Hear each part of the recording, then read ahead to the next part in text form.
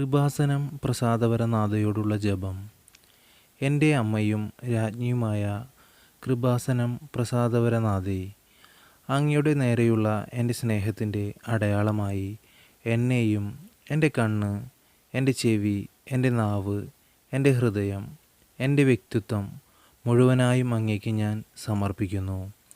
ഞാൻ അങ്ങയുടെ സ്വന്തമാകയാൽ എൻ്റെ അമ്മേ, അങ്ങയുടെ സ്വന്തമെന്ന പോലെ അങ്ങയുടെ കാപ്പയുടെ കീഴിൽ എന്നെ സംരക്ഷിക്കുകയും നയിക്കുകയും ചെയ്യണമേ.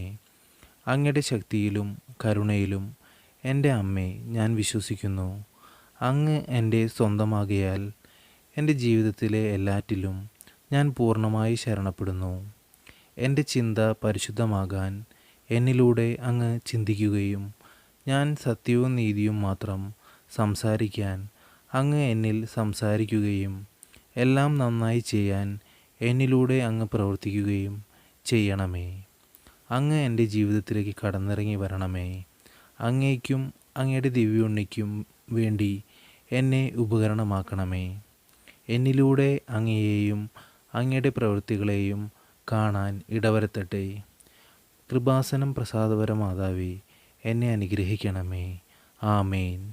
നന്മ നിറഞ്ഞ മറിയമേ സുസ്തി, കർത്താവ് അങ്ങയുടെ കൂടെ, സ്ത്രീകളിൽ അങ്ങ് അനുഗ്രഹിക്കപ്പെട്ടവളാകുന്നു.